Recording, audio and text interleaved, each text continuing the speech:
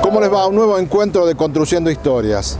En el programa de hoy vamos a estar recorriendo la Basílica de Guadalupe. Lo haremos junto al Padre Panigo, actual responsable de la Basílica, quien nos dará un repaso histórico de lo que ha sido la Basílica en nuestra ciudad de Santa Fe. Recorreremos con él las instalaciones y también recordaremos a aquellos hombres que han hecho importante a la Basílica, sin olvidarnos de la figura del Padre Truco, quien durante muchos años estuvo al frente de la Basílica de Guadalupe. La historia de Santa Fe vincula a la Basílica de Guadalupe con nuestra ciudad y con nuestra región. Nos parece interesante que podamos compartirla en el día de hoy.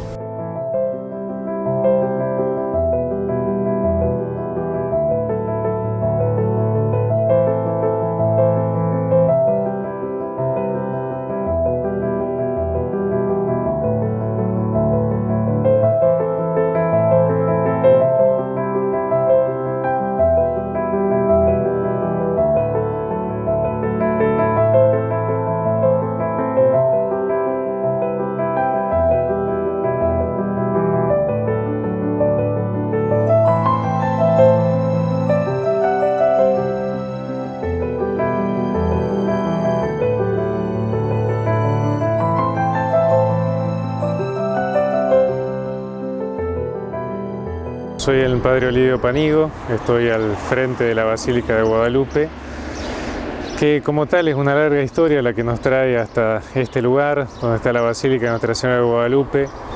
Como tal, todo comenzó en lo que era el convento de los Mercedarios, que está ubicado en calle 9 de Julio, entre General López y Monseñor Saspe. Ahí hay una especie de réplica de la Virgen de Guadalupe que se encontró, donde según la tradición el padre Miguel Sánchez, un padre mercedario que vivía en ese lugar, encuentra una estampa de la Virgen de Guadalupe y le llamó la atención, entonces quiere guardarla y sale a buscar un relicario, un cuadro donde colocarla. Cuando él sale encuentra justo una mujer que pasaba y que le ofrece casualmente un cuadro donde entraba justo esa imagen, que es la que nosotros tenemos en este momento al subir al camarín por la parte del lado este, que recuerda precisamente ese hallazgo por parte del padre Miguel Sánchez, ¿no? Y él la trae a un oratorio que tenía la familia Setúbal acá en Guadalupe, lo que actualmente es la intersección de Patricio Cuya en el Regimiento 12 de Infantería. Ahí tenemos una capilla dedicada a Nuestra Señora de la Merced. Y ahí comienza un poco toda la devoción, está hablando de mediados del siglo XVIII, hasta que allá por la década del 70, 1770, se le pide a un ermitaño, Francisco Geber de la Rosa, por eso el nombre de la calle que pasa frente a la Basílica, Geber de la Rosa, que se dedique a fomentar y un poco conservar esa capilla que estaba dedicada a Nuestra Señora de la Merced con esta estampa de Nuestra Señora de Guadalupe. Pero bueno, él pide construir, según cuenta también la tradición, una nueva capilla que tenía que estar distante del centro de Santa Fe. En ese momento pensemos que Guadalupe era todo campo, ¿no? A la misma distancia que estaba el Cerro del Tepeyac del centro de la Ciudad de México, ¿no? Donde se había aparecido la Virgen de Guadalupe, precisamente en México. Entonces levantan en este lugar donde nosotros estábamos esa primitiva capilla, que él la comienza en 1779, como tal hay una baldosa que construyó el ermitaño y que recuerda esa fecha, más precisamente el 4 de octubre. No es al azar el 4 de octubre, ese día es la celebración de San Francisco de Asís, y él era terciario franciscano. Entonces comienza ahí la construcción y ya para el año 1780 la capilla está terminada. Él había hecho todo, hizo los ladrillos, levantó las paredes, hasta incluso era artista, entonces hace un retablo de madera. Lamentablemente ese retablo se quemó en el año 1913, se calcula por la vela que había dejado encendida algún devoto de la Virgen, ¿no? Y solamente queda un angelito de ese retablo que hizo el ermitaño Francisco Gebr de la Rosa, que a decir verdad era una de las personas más reconocidas en ese momento, porque no solamente tenía estas características de ser albañil como para levantar una capilla que tenía 14 metros de largo e incluso también poder hacer lo que era el retablo, sino que también era una persona que tenía la capacidad de fundir campanas, por ejemplo.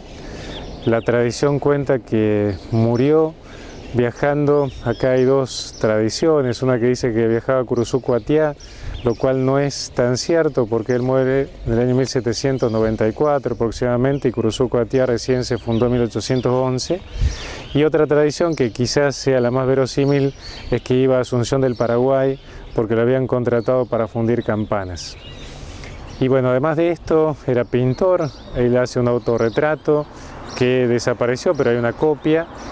Y también hay un libro que él escribe en 1775, que se llama Soledades de la Vida, donde él cuenta la historia de aquellos eremitas, anacoretas del desierto que se habían retirado para dedicar su vida a Dios. Él también estaba retirado y era una de las pocas personas en el siglo XVIII que sabía leer y escribir, por eso seguramente muchas de las personas conocidas e importantes en Santa Fe en esa época aprendieron a leer y a escribir con él, ¿no? Su vida desaparece en el silencio, lo cual no tiene que llamarnos la atención, porque muchas de las personas que se dedicaron así a la devoción de la Virgen en distintos lugares también desaparecieron en el silencio. Pensemos en el Negro Manuel en Luján, hasta el mismo San Juan Diego en México, ¿no? Fueron personas que estuvieron al servicio de lo que fue la devoción a la Virgen en Luján, en Guadalupe, en México, y también acá en Guadalupe,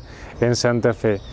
Y ahí es como que la capilla entra como en un cono de sombra, porque al desaparecer el ermitaño no tiene muchas personas que estén abocadas para su mantenimiento, pero sí hay algo que llama la atención. A pesar de los malones de los indios, siempre los indios la respetaron, ¿no? Como un lugar donde ellos veían la presencia de Dios y la presencia de la Virgen. Entonces era un lugar de encuentro también, ya que los que estaban en el centro de Santa Fe venían peregrinando. No se sabe bien la fecha como tal en la cual comenzaron las peregrinaciones.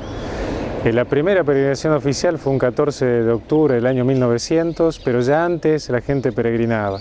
En distintas fechas, como tal, hay algunos testimonios de que algunas peregrinaciones se hicieron en el mes de febrero, hasta que Monseñor Boneo, cuando se crea la diócesis de Santa Fe en 1898, pide que sea declarada patrona, es declarada patrona, y ahí él establece como fecha de la peregrinación 15 días después de la celebración de la Pascua. Por eso la celebración de Guadalupe no tiene una fecha fija, pero ya todo el mundo sabe que 15 días después de la Pascua los santafesinos nos encontramos para celebrar lo que es la Virgen de Guadalupe.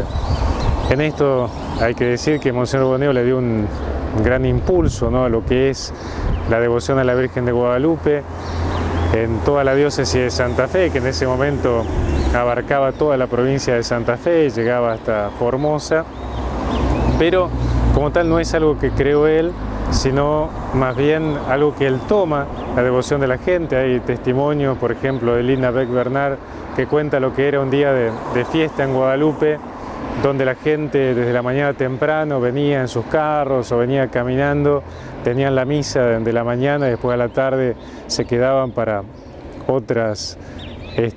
compartir otras actividades como eran los juegos que había, carrera de sortija, la taba, ¿no?, y todo lo demás. Ella cuenta cómo era un día pintoresco en Guadalupe y bueno, nos queda como testimonio. Después en los distintos diarios de las distintas épocas van apareciendo también la importancia que tenía. Y bueno, Monseñor Boneo quiere dedicar una iglesia que sea más acorde con ese crecimiento de la devoción, y por eso en 1904, un 8 de mayo, coloca la piedra fundamental, y en 1905 lamentablemente, bueno, se demolió la primitiva capilla. Uno podría preguntarse por qué no la dejaron. Lo que pasa es que en esto, como algunos explican, era importante el lugar, ¿no?, donde se había desarrollado. Entonces, en el mismo lugar donde estaba la primitiva capilla de Francisco Javier de la Rosa, se levanta la basílica que tenemos nosotros actualmente y que se inauguró un 8 de mayo, pero del año 1910, ¿no?, cuando se cumplían los 100 años de la Revolución de Mayo. Bueno, también ahí, en ese aniversario del centenario, se comienza o se inaugura, ¿no?, la nueva iglesia que durante 6 años, 5 años prácticamente la habían estado levantando, ¿no? La verdad que un esfuerzo que llama la atención. Nosotros hace 12 años que estamos tratando de restaurar el edificio de la Basílica, y pensar que en 5 años lo levantaron, es admirable el esfuerzo que hicieron y todo lo que significó en cuanto a crecimiento, ¿no? Así que en ese sentido, Monseñor Boneo le dio una impronta muy especial. Incluso la casa que está al lado de la Basílica era la casa que él tenía, donde venía y pasaba los meses de verano, era su casa de descanso, y trataba de fomentar, pidiéndole a todas las parroquias que tuviesen una imagen de la Virgen de Guadalupe.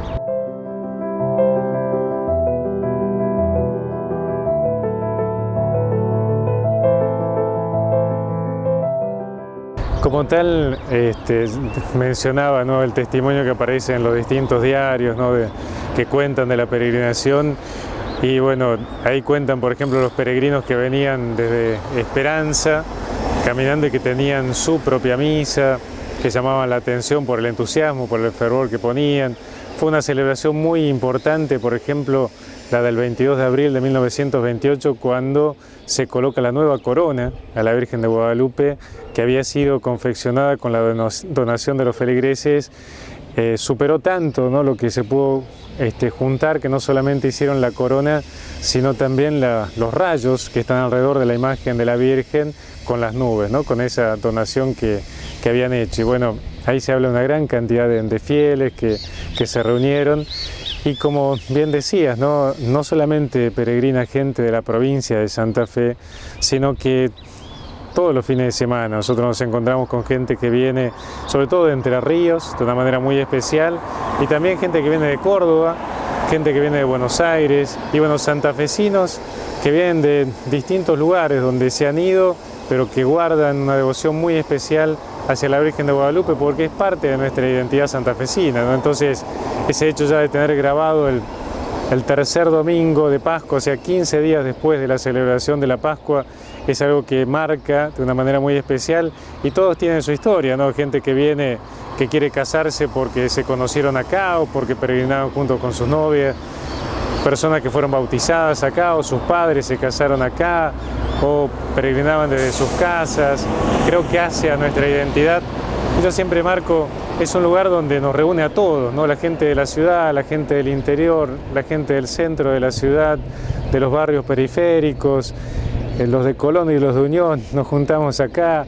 E incluso también algo que me ha llamado la atención, por ejemplo, es el ver que no solamente los católicos, es decir, hay evangelistas y hasta personas que son judías, pero que experimentan una especial devoción, ¿no?, por la Virgen, y es como que encuentra en este lugar no solamente un punto de referencia histórico, sino un punto de referencia espiritual donde pueden venir y compartir su situación.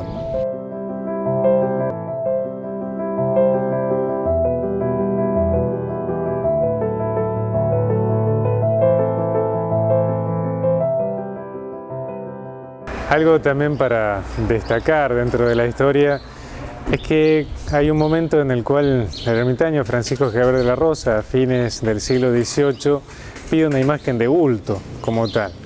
Y traen una imagen desde Cuyo, que es la que está en este momento en el camarín, y es la que normalmente nosotros conocemos como la imagen de Nuestra Señora de Guadalupe. Yo mencionaba en el otro bloque que la imagen de la Virgen había sido coronada. Bueno, como tal, la imagen coronada no es la de la estampita que dio origen a la devoción, sino esta imagen de bulto, que, como decía, fue coronada en el año 1928. Yo hablaba también de Monseñor Boneo, que fue importante para levantar lo que es este edificio que nosotros tenemos en este momento, que ya tiene más de 100 años, pero no solamente él hizo ese edificio, no solamente hizo la casa parroquial, sino que otra de las cosas que hizo él fue encargar el retablo que tenemos nosotros en este momento, con las imágenes de San Roque, de San Jerónimo, que son los patrono y vicepatrono, ¿no?, de la ciudad y de la provincia civil de Santa Fe. Y algo interesante de ese retablo es que tiene un espacio al cual después se le agregó un sistema especial para que la imagen que está en el camarín pueda girar, y entonces la gente que está en la basílica puede ver esa imagen de Nuestra Señora de Guadalupe sin necesidad de subir al camarín, ¿no? Entonces es como que todo fue tomando forma. Y después también, en la época del Padre Truco, bueno, hubo una reforma del presbiterio donde se acomodó de acuerdo a las exigencias. Recordemos que antes la misa se celebraba de espaldas, y entonces, bueno, ahora tenemos el altar nuevo con la sede nueva que permite celebrar la misa de acuerdo a la reforma del Concilio Vaticano II. Y este año colocamos algo interesante, ¿no?, que es la pila bautismal antigua. En el año 1918 la basílica fue creada como parroquia, ¿no?, en el mes de septiembre, con lo cual comenzaron a celebrarse los bautismos. Antes se celebraban en la parroquia de San Juan Bautista, que era donde pertenecía la gente que vivía en este lugar. Pero bueno, eso, el hecho de ser creada como parroquia, hizo que se necesitara una pila bautismal. Antes se bautizaba donde actualmente está la santería. Los bautismos no eran tan numerosos como son ahora, entonces después ese lugar se cerró y se comenzó a bautizar dentro de la iglesia misma. Bueno, este año en el presbiterio hemos puesto la pila bautismal que tiene el escudo de Monseñor Boneo, es decir, fue un regalo que Monseñor Boneo hizo para la basílica ya funcionando como parroquia. Ahí comenzaron a celebrarse los bautismos, comenzaron a celebrarse también los casamientos. No solamente era un centro de peregrinación, sino que también se convirtió en un lugar que tiene su vida parroquial propia. Quizás uno de los hechos que marcó la vida de la basílica y que muchos la recuerdan fue que en la basílica se casaron Violeta Rivas y Néstor Fabián. El año que viene van a ser 50 años del casamiento de ellos, que incluso vinieron cuando estábamos haciendo todas las refacciones del edificio, hicieron una presentación para poder juntar fondos también, así que no solamente recibimos el aporte del gobierno de la provincia, de los peregrinos, sino también de personas que se sienten muy identificadas con este lugar y que por eso no dejan de visitarla. Recordemos que ese casamiento de Violeta Rivas y Néstor Fabián fue el primero que se hizo con una transmisión desde exteriores, o sea, transmisión televisiva, ¿no? Así que por eso fue algo muy especial, no solamente por las personas que se casaban, sino también por todo el despliegue, por todo el desarrollo, donde, bueno, participó muchísima gente que quería verlos a ellos y quería ver también, ¿no?, algo que comenzaba como era el tema de la televisión. Muchos eligen, ¿no?, este lugar para venir a visitar por esta importancia histórica y por esa también importancia espiritual que tiene, ¿no? Por eso también desde hace unos años comenzamos con una restauración que todavía en este momento la estamos llevando adelante, que, como decía, contó con el aporte del gobierno de la provincia, pero también de todos los peregrinos, de todos los feligreses, de todos los habitantes, ¿no?, del barrio de Guadalupe, que saben que la basílica es aquello que nos identifica, que identifica al barrio y que es un centro de atracción. Ya van 12 años que estamos llevando de restauración. Eso significó la colocación de 300 micropilotes aproximadamente, que van a 15 metros de profundidad, para darle estabilidad al edificio. Después la colocación de tensores en las paredes. Normalmente cuando se rasca una pared en una casa, lo que se hace es colocarle una llave, ¿no? Bueno, debido al grosor de las paredes, debido al peso del edificio, hubo que hacer un trabajo mucho más serio, mucho más profundo, colocando tensores de hierro, en algunos lugares hasta 3 tensores debido al peso, ¿no?, que tiene el edificio. Hubo que cambiar toda la parte del techo, se sacó la tirantería que era de pinotea y con esos tirantes se hicieron bancos que están colocados ahora en el interior de la basílica, incluso en este momento se están haciendo más bancos también. Otra de las cosas importantes fue que se restauraron los vitrales antiguos y se confeccionaron algunos nuevos, por ejemplo los del frente, que tienen la imagen de la Virgen de Guadalupe de México, San Juan Diego de un lado, del lado oeste, y del lado este la Virgen de Guadalupe nuestra, santafesina, la imagen de bulto, y Francisco Javier de la Rosa por toda su importancia. Y también hace unos 6 años aproximadamente se hizo el primer cinerario de la provincia, es decir, el lugar donde se pueden depositar las cenizas de los difuntos que son cremados. Y bueno, es tanta la demanda, ¿no?, de personas que quieren traer las cenizas de sus seres queridos difuntos que tuvimos que poner un límite de 70 difuntos por celebración, los días 12. Recordemos que el día de la celebración de la Virgen de Guadalupe de México es el 12, por eso elegimos los 12 para hacer esta celebración muy especial. Y bueno, después ahora en Santo Tomé tienen otro cinerario también, en la Iglesia Inmaculada, y hay otros lugares que están pensando también en hacerlo como una manera de ofrecer a los difuntos un lugar donde descansan en paz y donde, bueno, esperan para nosotros, ¿no?, la resurrección, poder participar, ¿no?, de la visión de Dios. Así que son distintas cosas que se fueron haciendo, consciente de la responsabilidad que significa este edificio como lugar que nos presenta a los santafesinos por su importancia histórica, arquitectónica y también su importancia espiritual.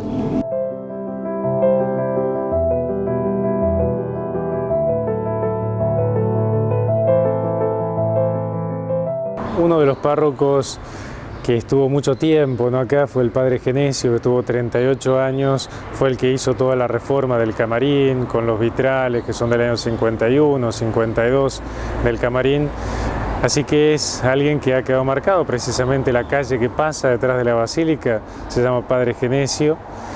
Y después quien vino para ayudarlo y quedó como reemplazante cuando falleció el Padre Genesio fue el Padre Truco, que también está sepultado acá en la basílica, en el ingreso, en la parte este, y él pasó toda su vida sacerdotal acá en Guadalupe. Fue alguien que tenía una importancia muy especial para la ciudad de Santa Fe, su voz era una voz que se escuchaba.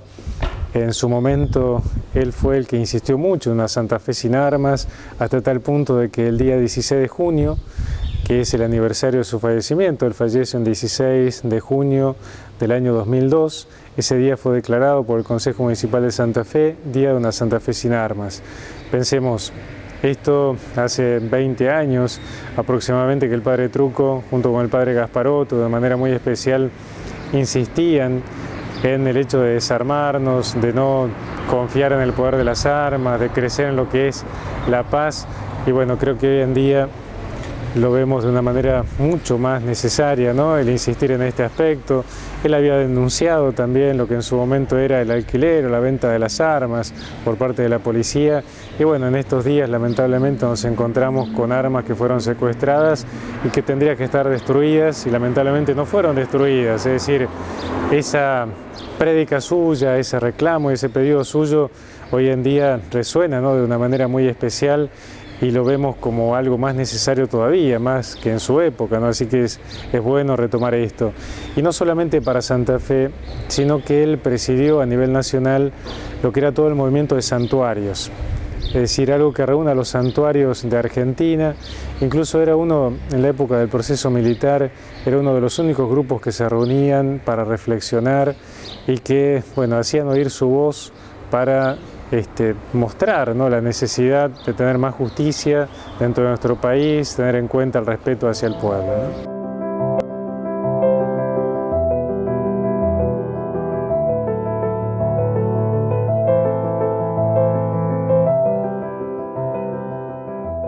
La plaza que está contigua a la basílica, hacia el lado oeste, lleva el nombre del Padre Truco. En realidad es la Plaza del Folclore, donde se desarrolló durante años el tradicional Festival Folclórico de Guadalupe, que después de un tiempo en el cual se había suspendido, bueno, hemos podido comenzarlo de nuevo y ha recuperado en parte también su celebración en los meses de vacaciones. Durante el mes de enero tenemos la celebración del Festival Folclórico de Guadalupe, que tiene una característica muy especial, es un festival solidario no se cobra entrada, pero sí se pide a la gente que participa la donación de pañales para los más chiquitos del hospital de niños o de alguna sala de neonatología y alimentos no perecederos también que entregamos a través de Cáritas a quienes menos tienen. Así que esa es una celebración especial. Pero bueno, ya estamos en el interior de la Basílica, es un lugar muy especial, un lugar que nos acoge a todo.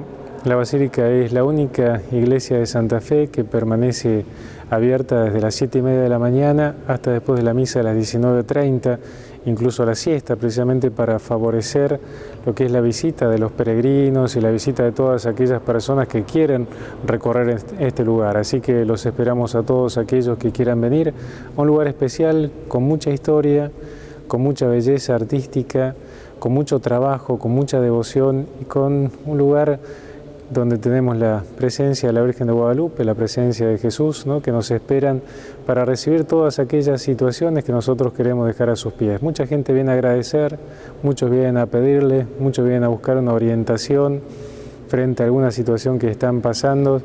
Y acá tenemos a la Madre de los santafesinos, de toda la provincia y también la Madre de toda la región, así que podemos encontrarnos como hijos, sentirnos unidos y que después eso lo llevemos a nuestra casa. Aquellos que quieran consultar pueden hacerlo a través de la página web que tiene la Basílica, basilicaguadalupe.org, o sino también a través del Facebook, la página oficial de la Basílica de Guadalupe. Ahí pueden consultar los distintos horarios y también para las distintas celebraciones que tenemos. Siempre los vamos a recibir de acuerdo a nuestras posibilidades, pero sepan que siempre van a ser recibidos por nuestra Madre, la Virgen de Guadalupe, por el Señor, y ojalá que podamos sentirnos y vivir como hermanos, no solo acá adentro, ¿no?, sino también en nuestra vida de cada día.